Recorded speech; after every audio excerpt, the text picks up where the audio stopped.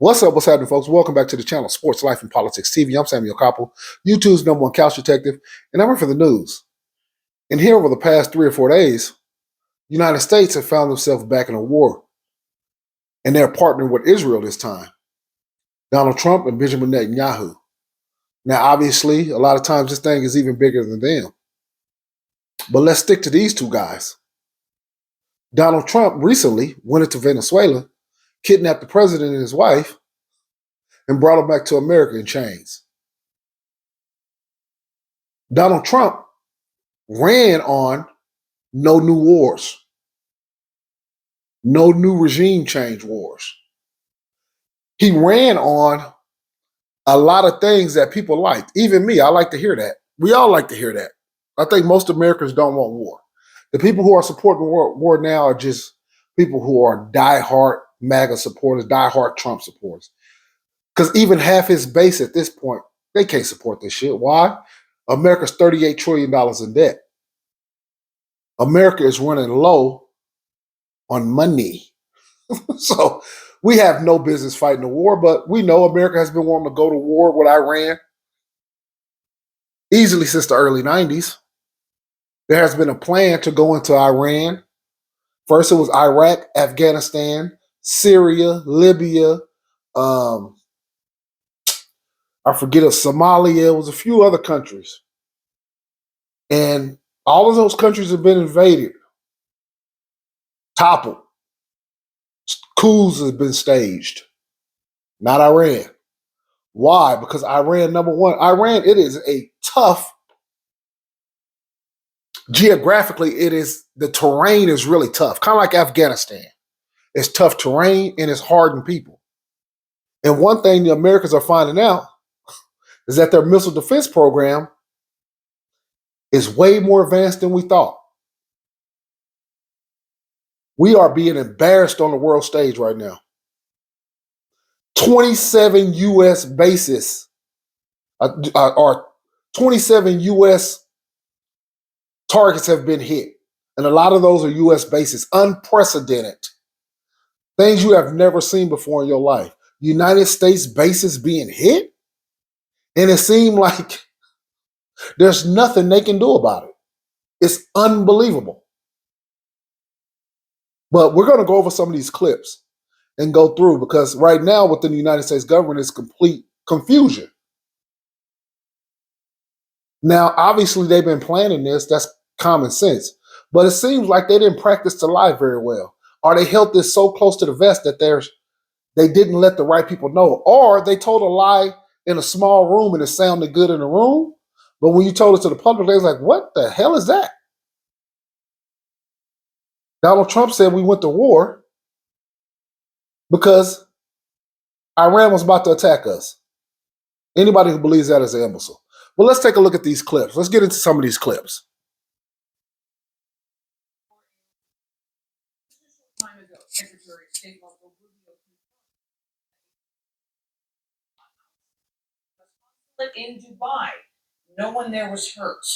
While President Trump is again explaining the decision behind the missile strikes. CBS's Aaron Navarro joins us with more from Capitol Hill. Aaron?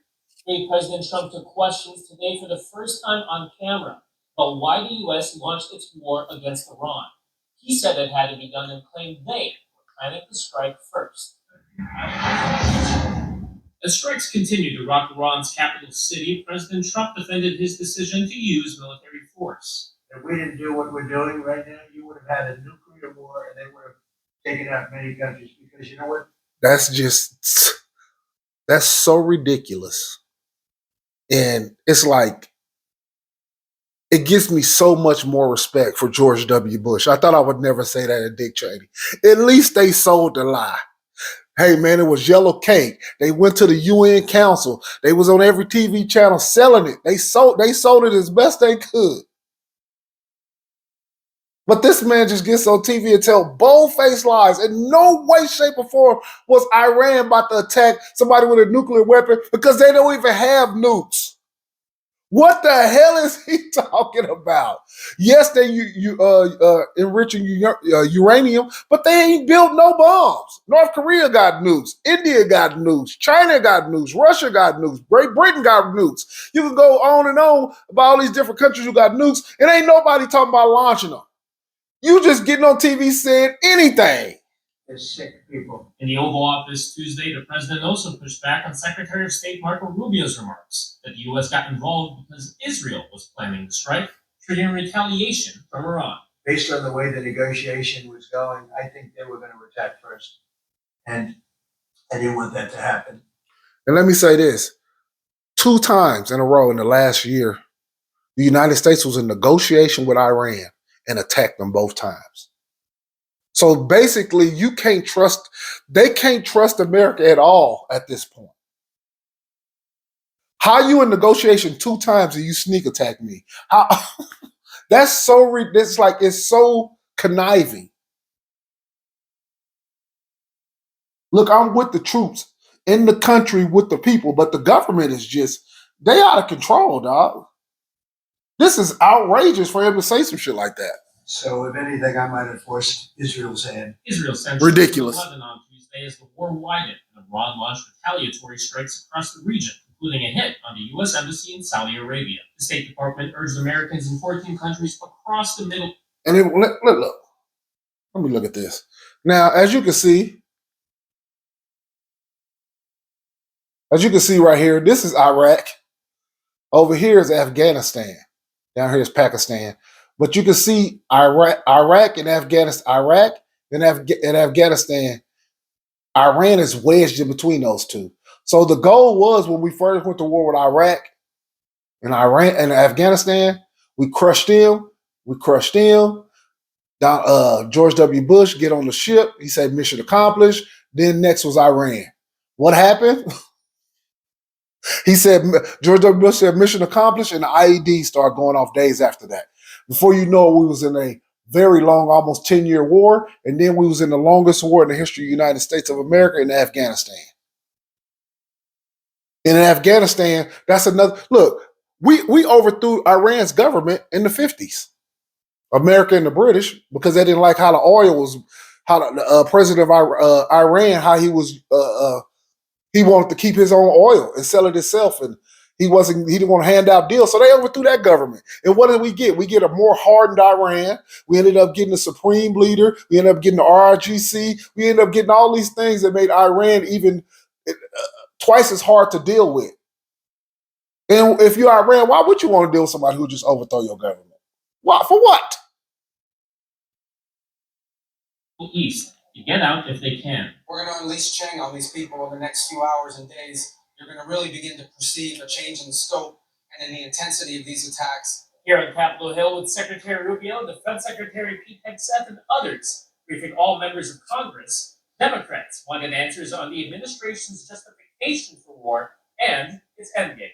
There seems to be no clear goal, an objective that is achievable without a prolonged, forever war that envelops the entire region. I am troubled by the lack of a rationale. Is it the nuclear program? Is it missiles? Is it regime change? Is it oil? Both the House and Senate are set to vote on war powers resolutions this week that would require the president to seek congressional approval for any continued military action against Iran.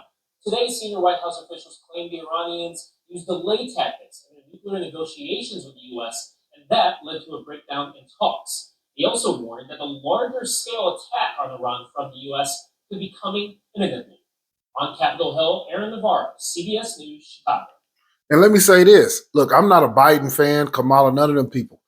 But I'm not a fan of none of those people. I'm apolitical. I've been that way for a long time. People who know me can vouch and tell you I'm apolitical. I don't care about either party. I do enjoy the theater of politics, but I don't trust none of these people. They're all crooks, and they're all Luciferians. I've been saying that since the inception of my channel. But I will give Biden credit on this. Israel tried to bait the United States into going to war 2 different times. They did not take the bait. Donald Trump, because he has got this, like he's been able to kidnap presidents and do airstrikes here and there, and there's been no real retaliation. He thought shit was sweet. He thought he could actually get away with that. The United States has a bad habit. We the same thing we did in Iran and Afghanistan and Iraq. We done in Afghanistan in the 80s when the Mujahideen was fighting against the Soviet Union in Afghanistan. We helped the Mujahideen fight Russia, told them we was going to help them rebuild our country. And as soon as it was over, the United States jetted out of there, left everything in complete, total chaos. Thus, you ended up getting Al-Qaeda, you got the Taliban out of those situations. America, when they leave, it'd be twice as worse. Nobody can really trust them. Even the countries that's our allies now, I don't know if they can trust them. America's sitting there telling people, oh yeah, we can just shoot down all this shit, and come to find out, we running out of munitions. They don't have enough interceptor missiles. It's not definite. We use so many in the Ukraine. We gave so many to the Ukraine. We've given so many to Israel. Israel didn't use so many. Israel last time when they had the 12-day war just last year, they ran out and had to beg the president to help them stop the war because they could no longer protect themselves. Once again, Israel have the David Sling, Iron Dome, and I think it's the Arrow 3. United States got the THAAD missile defense system, and they have the fucking the Patriot missile defense system. They have these defense systems, but it's not you don't have an indefinite amount of interceptors. They shooting $50,000 drones, and we shooting fucking missiles that cost $3 million. The math is not going to add up. And I'm not new to this. I didn't just watch this on TV. I said that last year. I said it last year that they gonna run out of that shit. You can't keep shooting that shit day and night, especially when the shit they got is cheap. But let's take a look at Marco Rubio and look at the ball of confusion wrapped in hubris that these people are selling us. Look at this. Yesterday, you told us that Israel was going to strike Iran, and that's why we needed to get involved. Today, the president said that No. Iran was going to get involved. Yeah, your statement is false. So that's not what I was asked very specifically. Were you there yesterday? Okay. No, were you the one because somebody asked me a question yesterday, did we go in because of Israel? And I said, you asked me that, you follow. And I said, no. I told you this had to happen anyway. We knew that there was going to be an Israeli action. We knew that would precipitate an attack against American forces. And we knew that if we didn't preemptively go after them before they launched those attacks, we would suffer higher casualties and perhaps even higher those. Yesterday, you told us. So Marco Rubio one day came out and said, well, we attacked because we knew Israel was going to attack. So we had to attack because when Israel attacked, they was going to attack us. Then he come out the next day and he just said, no, I didn't say that. They just got him on video saying exactly that. These people have lost their mind. They not even selling the lie no good. These people are terrible. These are terrible people. Listen to me. It was one time I used to think Donald Trump is not dumb. This man, as he's gotten older, this man's becoming an imbecile. Like they just saying anything. Let's take a look at the next clip. Behind Trump's reversal on regime change. Regime change doesn't work. Let's say the United States could topple the Iranian government. Who you putting in there? Do I think they can topple it? Like a 1-2% chance. Anything's possible. But I would doubt it very seriously because I'm going to go over another video and show you how entrenched the Iranian regime is. Well, let's take a look at this clip. I'm not going to start a war. I'm going to stop wars. Bombs will be dropping everywhere. When we are finished, take over your government. Trump made regime change an explicit goal, really for the first time, and U.S.-Israeli military strikes have taken out the Ayatollah Ali Khamenei, the supreme leader of Iran. Which is a huge moment in the Middle East, and a huge moment for Donald Trump, because he came to office promising no new wars. He said regime change Is a proven absolute failure. and now Yeah. And he's right. It's a proven absolute failure. You don't have the means, the means to even finish this shit out. Our warships are fucking vulnerable out there. This ain't the olden days no more. They got hypersonic missiles now. They just overwhelm. All they can do is just overwhelm your ship where you can't shoot everything down. All it takes is one. Maybe you don't sink it, but that's a blow that America is taking blows that's unprecedented and just so embarrassing on the world stage because we don't have to be fighting this war. We don't have to give away all our strategies. Yes, we have a lot of technology, but everything's not a nail. And just because you a hammer, you can't nail everything. Everything's not a nail. And the United States take the hammer and nail approach to everything at this point. We run the same game plan over and over and over in these countries. And you think people not sitting back studying and watching? Iran has been waiting on this shit and training for this shit for 25 years, if not longer. Finds himself not only using power to start another war in the Middle East, but pursuing the exact kind of regime change he wants to score. So how did Donald Trump change his message from no new wars to regime change? Israel. Long before he was even a candidate, Trump was expressing these ideas that we shouldn't be going to war with Iran. In fact, back in 2011, he taped a video, it's now been deleted, in which he accused Barack Obama of plotting to attack Iran. Our president will start a war with Iran because he has absolutely no ability to negotiate. Candidate Trump offered a different vision. No more wars. America first. We will stop racing to topple foreign, and you understand this, foreign regimes. Trump, of course, came into office with not a single day in the military or in public office. The only president, by the way, in our history with no such experience. And like a lot of presidents who were new, he seemed to feel a little uncomfortable with the use of military force at first. He wanted to pull troops home from South Korea, Germany, the Middle East, and he had a lot of career military officers and established Republicans around him who constrained some of his more radical impulses. One turning point came in 2020 when he ordered the strike that killed General Qasem Soleimani, the head of the Quds force in Iran and sponsor of terrorist actions all across the region. A lot of people said if you do this, you're going to provoke Iran into massive reprisals or maybe trigger a regional war. But Iran's response to that was modest. Small, relatively. Well, the reason why their response was modest because they don't want to give away everything. Because now they letting it all hang out. They letting it all hang out now. They hitting secret bases that they didn't even know Iran knew about.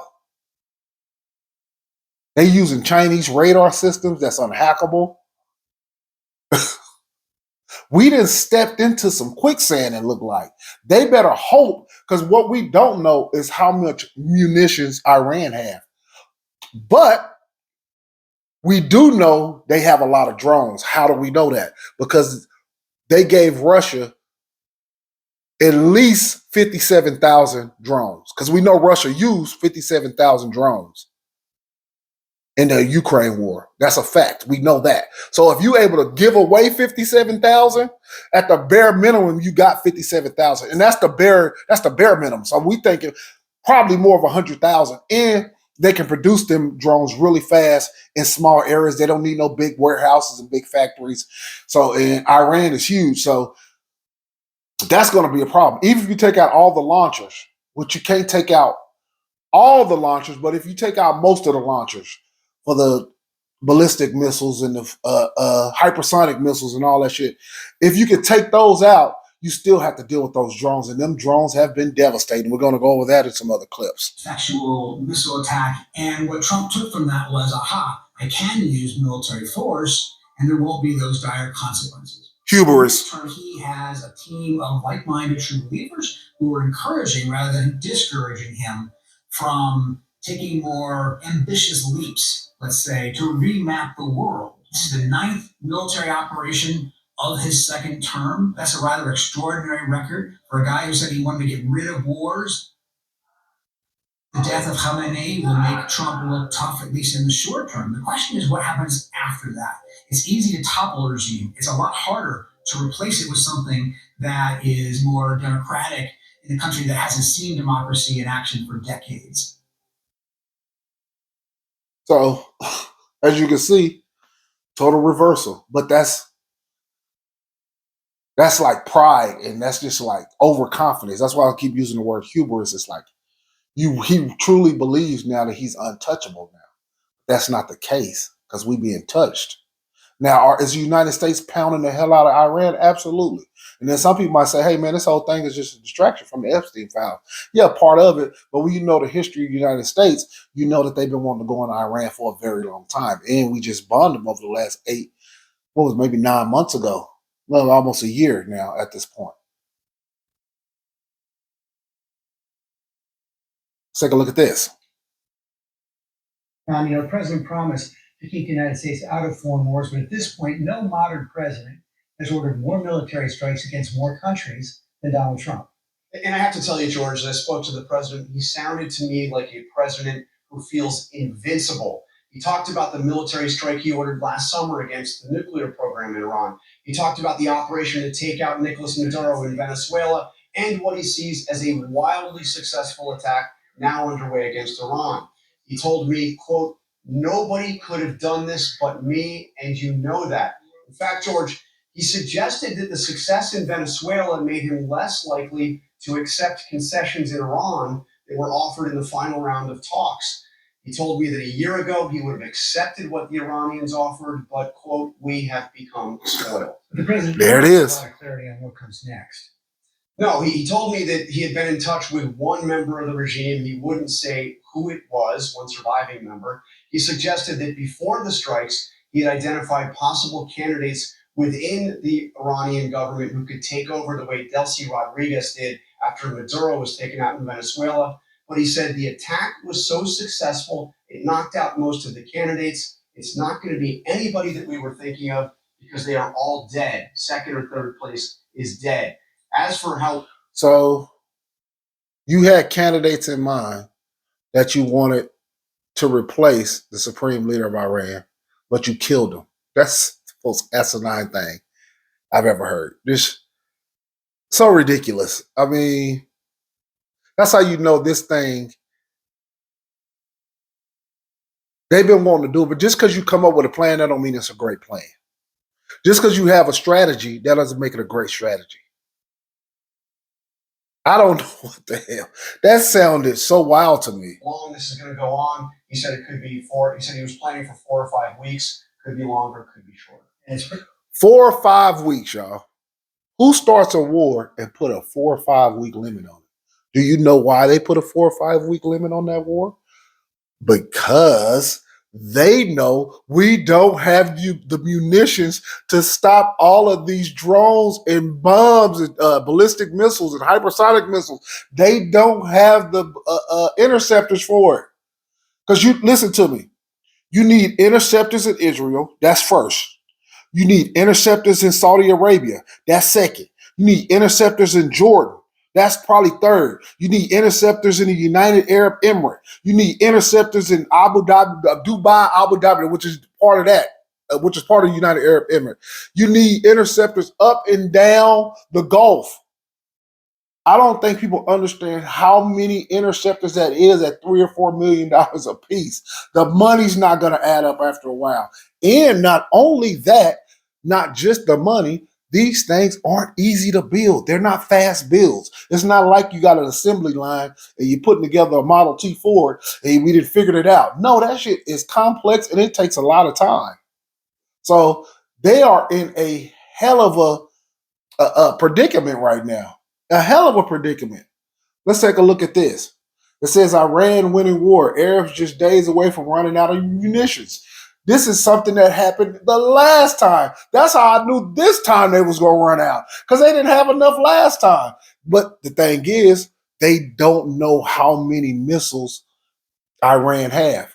But militarily, they would have to know that how many drones they got. That it's got to be, like I said, bare minimum 57,000. I'm going with probably 100 plus thousand. Let's take a look at this. Quietly bleeding Gulf defenses dry without... 1 sec. As Iran keeps firing, our Gulf air defense shield is starting to crack under the strain as years' worth of interceptors vanish in a single campaign. As cheap drones force billion-dollar systems to shoot every few minutes, is Iran quietly bleeding Gulf defenses dry without ever matching US tech? With Qatar's Patriot stocks reportedly just days from empty, how long before commanders face the nightmare choice of letting missiles through? If the UAE's shield can only hold for about a week at current firing rates, what happens on day 8 when the magazines start to run dry. Even as Iran continues firing missiles and drones over the Middle East, new reporting is exposing just how vulnerable Gulf air defense stockpiles really are under sustained attack. And let me say this, last time when they was fighting Israel in the 12-day war last year, what happened was they started using fighter jets to try to shoot them down. I don't know how effective that is, but I think it's less effective. So that's something they don't want to do, but that's something that you'll start to see. They'll start using fighter jets to try to shoot that shit down. But if it's hypersonic, that's out of the question. And let me say this, Iran is using different tactics. They learned a lot from the 12-day war last year. They learned so much. Last year, they were sending volleys. Okay, we'll send volleys, and then the next day we send volleys. Not this time, 24 hours a day, 7 days a week, we shoot. You don't know when this shit coming. It's not just volleys no more. Last time they were sending out all the drones first, then they'll send out the ballistic missiles, then they send out the hypersonic missiles. This time they send out the ballistic missiles first, then they send the hypersonic missiles, and then behind that they send the drones. They changing tactics. That's scary. This is why you don't want to be fighting unnecessary wars, because you give away your tactics. And the United States is getting bombarded. Yes, Iran is getting bombarded. That's expected. It's America. We have the strongest Navy in the history of mankind. But this is the first time in a long time somebody has stood up to America in a way to where they're touching us. They're touching our bases. They touching our secret spots that people didn't know that we had. They hit a civilian hotel, and it was a meeting taking place in there amongst high-ranking United States and Israel officials. So these type of things are happening. They have great intelligence now. So this is something that obviously America's going to have to learn from, and they're going to have to adjust on the fly and fast. Qatar and the UAE now reportedly face outright interceptor exhaustion as the Iran conflict burns through munitions far faster than planners ever assumed. Patriot interceptor stocks that took years and billions of dollars to assemble are being expended in a single furious campaign that may last only weeks. US officials privately admit they shot years of production in days, a line that has stunned Gulf planners who thought American magazines were effectively bottomless. If America told you that shit was bottomless, you should have knew common sense. That's just not true. Nothing's bottomless, except hell. And even that might have a bottom on it. But nothing's bottomless. You can't tell them, oh, it's just bottomless. And I'm going to tell you another thing. How they would believe that, considering what just happened in the 12-day war last year when they ran out. That was open and public knowledge by the end of that war. So they fell for a complete trick, and they realized that America can't protect them. So it's messy. And this is a brilliant strategy by Iran attacking all these countries, because that means they're going to make these countries put pressure on the United States to stop this war. We can't protect ourselves, dog. They raining shit on us. We got to do something. Help. America just throw their hands up. Man, we got to protect Israel first, Saudi second, and our ships third. And then all the rest of you guys, you're on your own. Internal assessments reported by Defense Security Asia warn that at current firing rates, Qatar's Patriot interceptors could be depleted in as little as 4 days. Sustained saturation attacks are now overwhelming systems that were engineered for short, episodic engagements, not for round-the-clock defense over many nights. Every successful Patriot shot now doubles as a strategic loss, further shrinking Qatar's limited stockpile of high-end rounds. Patriot interceptors are complex missiles that need long production timelines and precision electronics. They are not artillery shells that can be replaced overnight. Cheap drone swarms are forcing Qatar to fire expensive high-end missiles at low-cost threats, draining magazines at a rate no budget can comfortably sustain. Reports say Doha is urgently asking allies for help against drones that are clogging radars and fire control networks more than ballistic missiles ever did. Commanders are being pushed into brutal choices: maintain full coverage and burn out stops, or start rationing shots and accept dangerous gaps over key sites.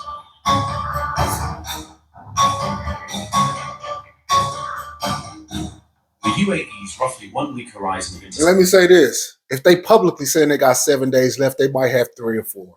If you publicly admit, because why would you say 7? I mean, you don't want to give the exact day away. So I would imagine it might be 3 days. It could be 2 days, 4 days. They don't. because they don't know how many missiles and drones is going to be shot at them on a day-to-day basis. That shit can be gone now, for all we know. They might have the bare minimum. Look, United States, when I say they running out, that don't mean they don't have none, but you don't have none to spare no more. What about Taiwan and China? Don't forget about that. I've been talking about that shit for 4 years. Eventually, Taiwan is going into China. How they going to defend themselves when they expend all their shit in 1, 2, or 3 days? Who's going to give them that? We ain't going to have the shit to give them. Sector cover may sound deep on paper, but analysts still describe it as a full-blown military emergency. Abu Dhabi is reported to have asked Washington for help shoring up a layered shield that is now under constant attritional siege from Iranian salvos. Decades of investment in cutting-edge air defense are being compressed into days of interceptor expenditure as batteries fire at an unsustainable tempo. Washington's reluctance or inability to refill Patriots on demand is exposing hard limits to the US security promise that Gulf partners long assumed was ironclad. Emirati planners are now quietly weighing whether to keep firing at today's rate or to accept that some lower priority threats may have to leak through.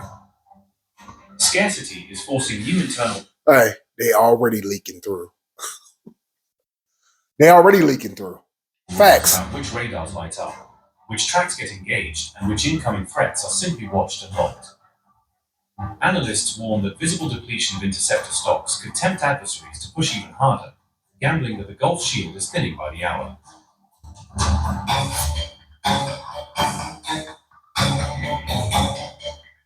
The US admission that several years' worth of production has already been spent reframes this conflict as a test of industrial endurance, not just battlefield skill.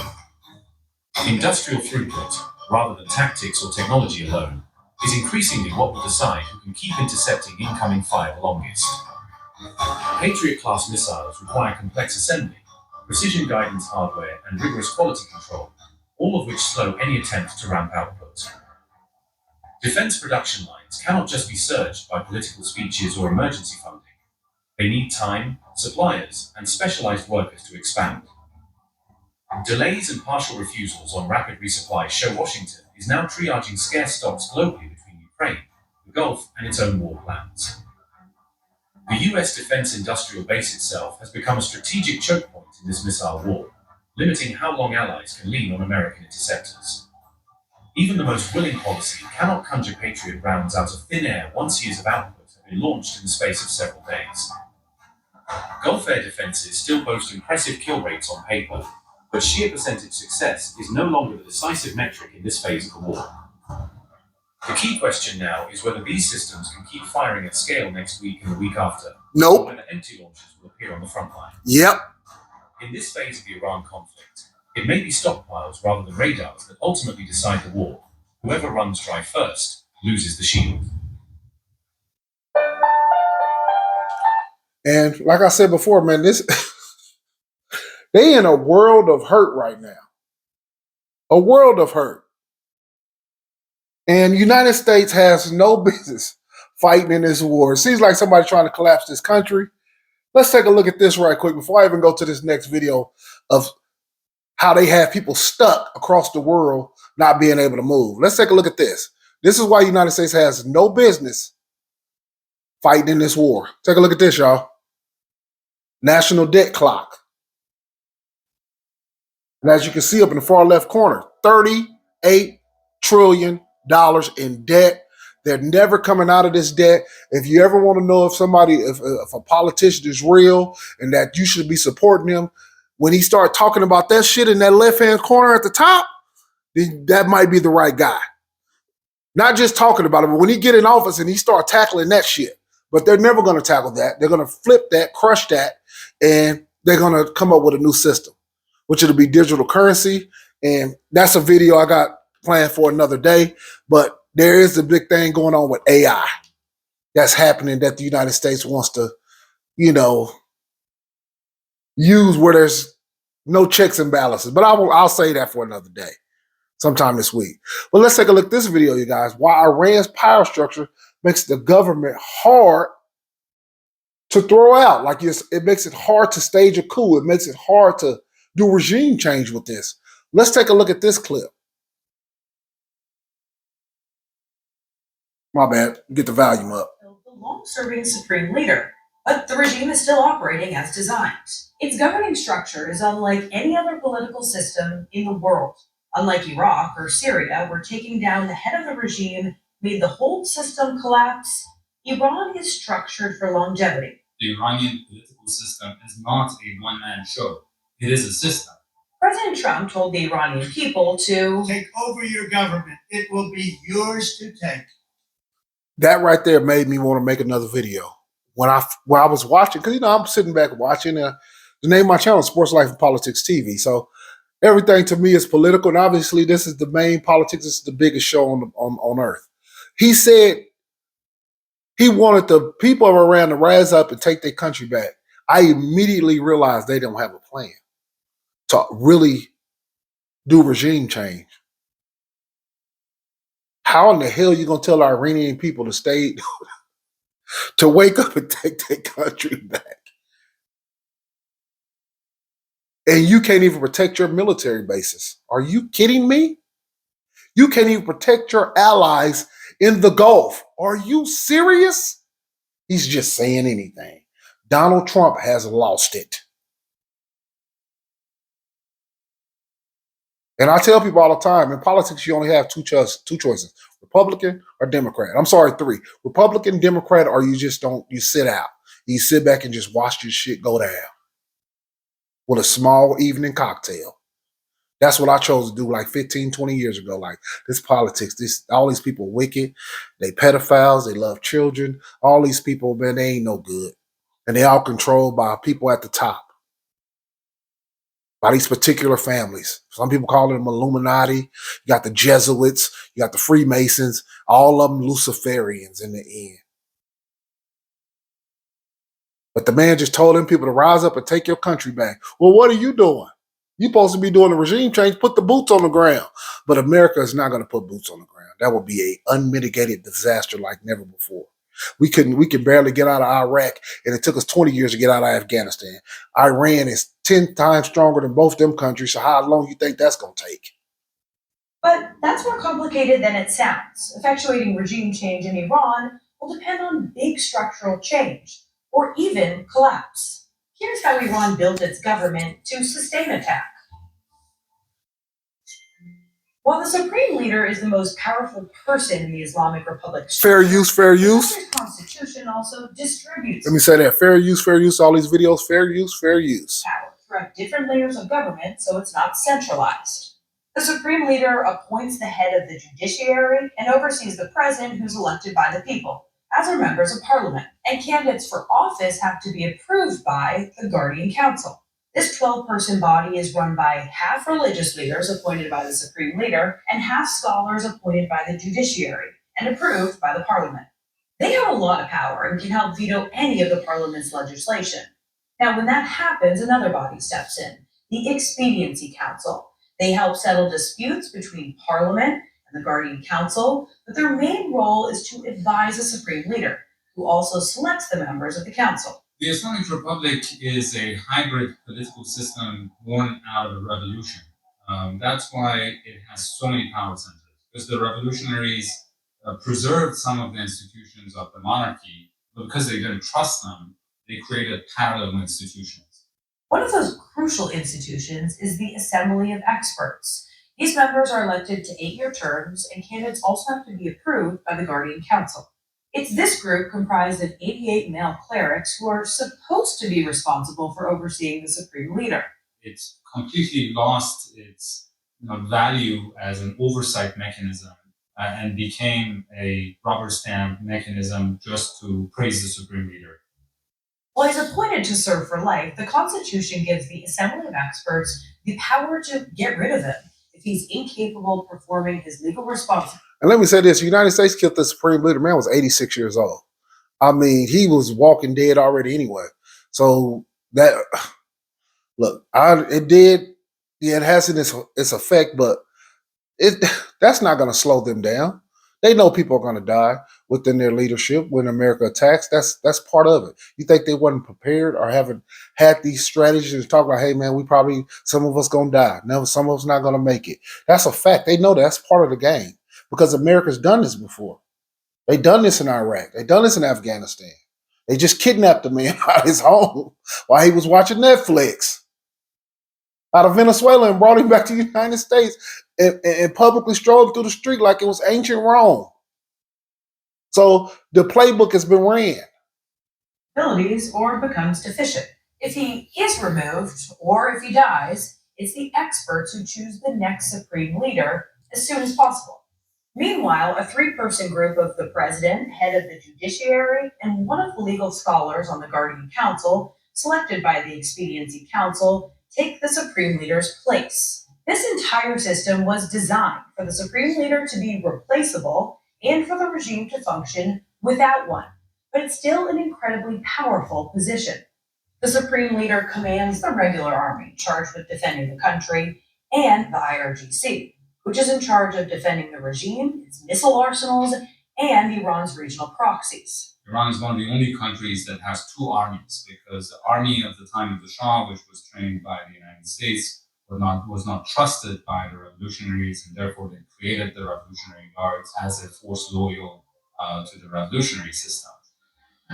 The well-funded, well-armed IRGC is considered the country's elite military force. It has more than 150,000 troops. It's them, along with the police, who've carried out deadly crackdowns on protesters, and them who have fired retaliatory strikes on U.S. bases in Israel and also on civilian targets throughout the region, hotels, airports, apartment buildings. After Trump's comments, the IRGC warned that protests would be treated as collaboration with the enemy. The Islamic Republic. Yeah, because obviously they talk about regime change. This is coming out of Trump's damn mouth. So if you even, during this type of time, you can't afford to be dealing with protests. Yes, they're going to crack down viciously. Killing, I'm talking about. That's part of it, because it's either you or them. At that point, that's how they're going to look at it. Because obviously, United States and Israel dropping all kind of ordnance and bombs on top of people. So yes, in these type of countries, you have to have a firm grip. Saddam had a firm grip. Gaddafi had a firm grip on the people. You have to, because the United States is constantly sending the CIA in to stage coups and overthrow governments. That's part of the game. Is a deeply entrenched and also deeply benched political system.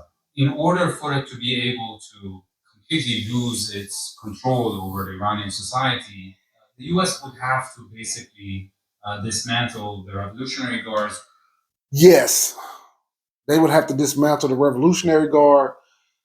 This whole council, you can see how complex that was, unlike anybody's government structure on the planet Earth. But it's going to be interesting. Let's take a look at this next clip. How China, Bindu, and radars make Iran defenses invincible. I won't say invincible. I won't never say nothing's invincible, but it makes it tough. Let's take a look at this.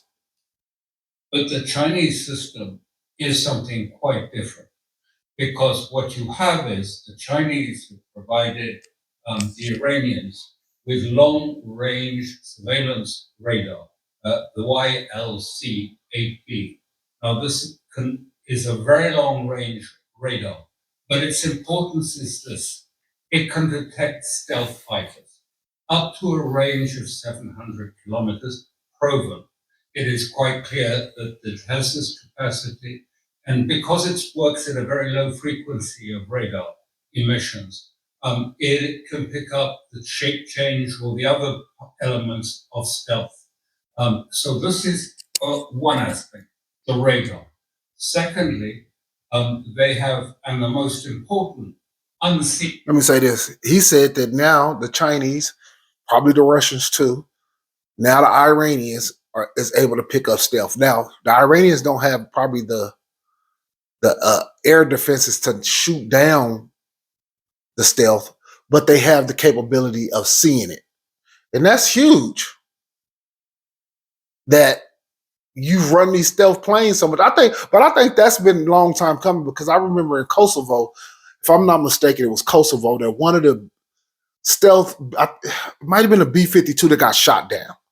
There was a time when that shit got shot down in the 90s. I can't think of the exact year, but I remember one of them got shot down and the Russians got their hands on it. And Ever since then, people have been wondering, did people crack the code on stealth? But the code on stealth has been cracked. Okay. And because it works at a very low frequency of radar emissions, it can pick up the shape change or the other elements of stealth. So this is one aspect, the radar. Secondly, they have, and the most important unseen element is the Chinese in their agreement, their coordination agreement, from 21-25, their partnership agreement, provided Iran with access to their military-grade enciphered data link of Beidou as well. So the radar connects, if you like, into this data link. Then they have stationed, there are the satellites overhead, the Chinese satellite system, which can provide targeting to within 1 meter. Very accurate at targeting. And that is now linked to the Beidou system. Chinese have installed a ground receiving station and ground relay bases. So this is why Iran has been so accurate with a lot of their bombing. I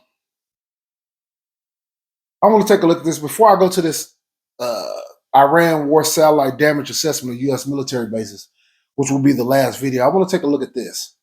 CNN montage exposed Republican disagreement because the midterms is coming up. I talked about that at the beginning of the video. The midterms are coming up for the Republicans, and they're in power in the Senate, Congress, and they have the president sitting in office. Take a look at this. The Republicans who are in Congress are saying this is not a war. The president and his staff is saying it's a war. So there's a disagreement. And we may have casualties. That often happens in war. I don't know if this is technically a war. We didn't start this war, but under President Trump, we are finishing it. This isn't a war. We haven't declared war. The Secretary of Defense, who calls himself the Secretary of War, said today this is a war.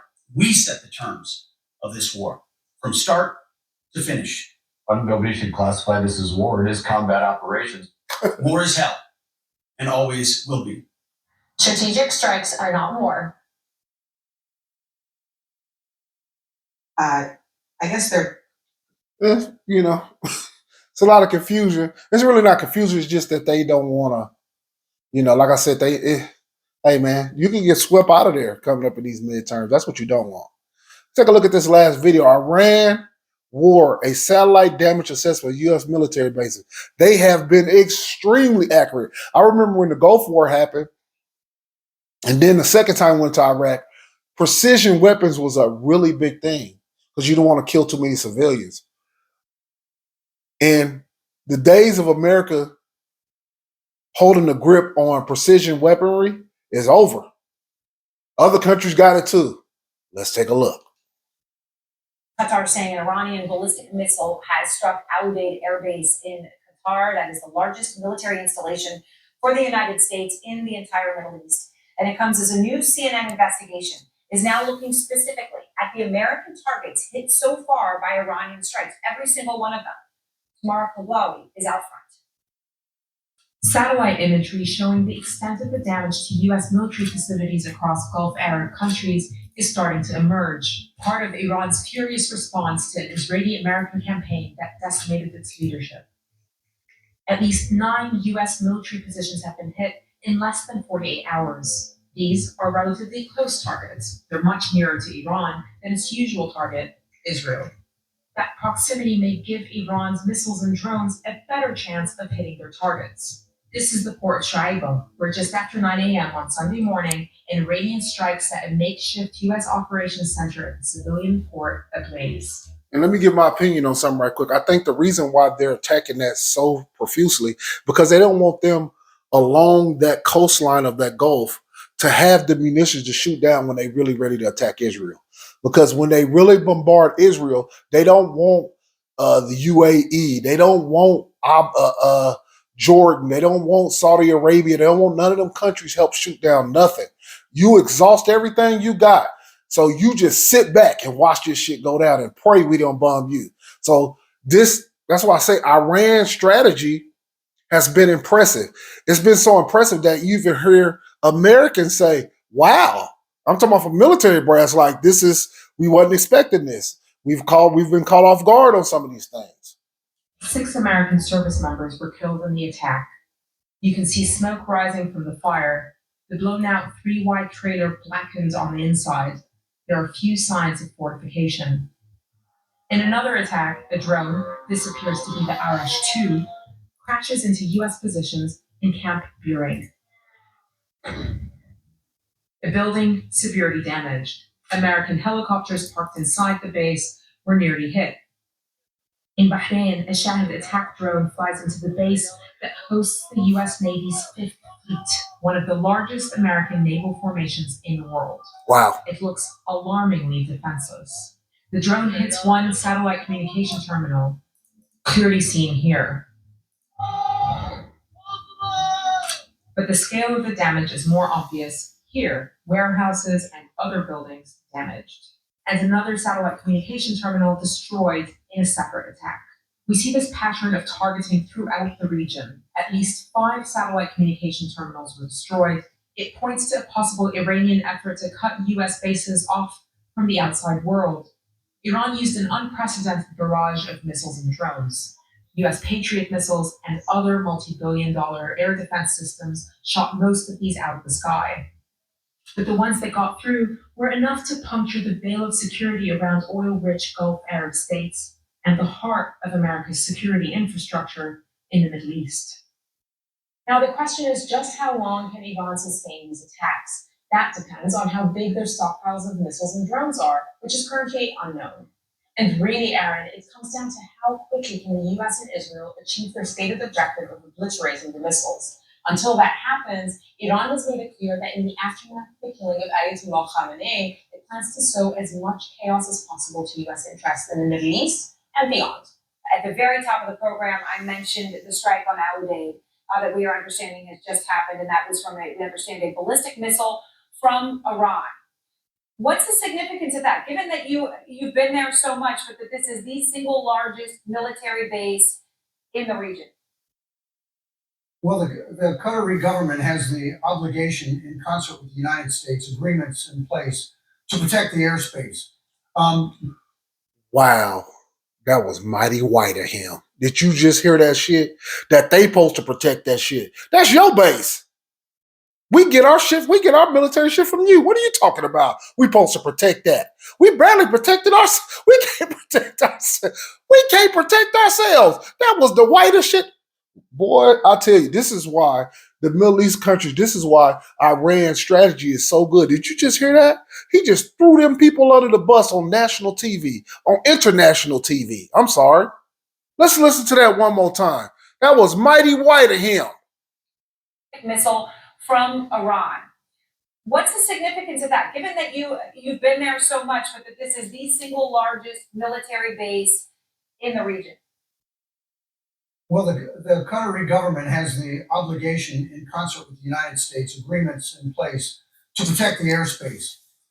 When I was there, and over the course of time, certainly there was a full integration of not only U.S. air defense capabilities and those that are possessed by the Qatarian government. In this case, over the course of time, maybe the U.S. presence there has decreased somewhat, and in Qatar, it has increased to a point that they now have primacy in terms of that mission set. That's the only thing I can assume right now, because he's just making shit up. For Iran to be able to target Al Udeid, first of all, it's a known location. They know where it is, so that's no mystery. But for it to get through, that's a legitimate concern. And U.S. Secretary of State Marco Rubio says all personnel are accounted for after a drone strike in a parking lot near the U.S. consulate in Dubai late last night. It is now 1 o'clock in the afternoon here. Paula Hancock's joining us from Dubai. And Paula, just let's get some reaction there. People have been extremely concerned, of course, about these attacks. They do tell us they on the whole, feels safe though. How is what is going on in Dubai and the broader picture of the Iranian attacks on US military and importantly non-military facilities going down? Well, Becky, we had heard from the Iranian Revolutionary Guard that they were expanding their targets. It was going to be American political centers hit as well, and we're certainly seeing that. As you mentioned there, the car park at the consulate in Dubai, close to where we are here now, there were no casualties because there was no one in the building. We know that the consulate, at the embassy in Abu Dhabi, they cancelled all appointments up until March 4th, which is today. Clearly, that is going to be extended. And we're seeing embassies being shut, the Saudi embassy, the Kuwait embassy, because they are being targeted. Now, we also saw overnight in Qatar, the Al Udeid air base once again being struck. This is the largest US military installation in the Middle East. But again, there would have been an awful lot of movement out of that base before this war started. How dare they make an excuse? So what? They move people out. The point is, they told us this shit couldn't be hit. What is he? She talk. I understand. She's the paid actress. She has to say what she has to say. But damn it, this shit now. This is our largest base in the Middle East, and they just striking this shit at will. Now in Kuwait, there were interceptions of aerial objects. We're being told one of the interceptions created debris, which then hit a residential building and killed an 11-year-old girl. So these incoming. So they killing civilians by accident. We are seeing having a very high success rate of managing to shoot down these missiles and drones. We heard a couple of interceptions overhead a couple of hours ago. We're also hearing a lot more fighter jets in the air above the skies of Dubai today and yesterday. One interesting point to make is that France has now decided to send fighter jets into the skies above the UAE. The French minister saying that was to make sure that they could protect their military bases here. They said that a military base in Abu Dhabi had been hit. It's unclear at this point whether they will be actively involved in shooting down missiles or drones, but it just shows that the number of countries, particularly in Europe as well, being drawn into this war is increasing. France was very critical of the US president for making the decision to go ahead and attack Iran. Nick, I want to talk about what's happening in the region. What are you hearing?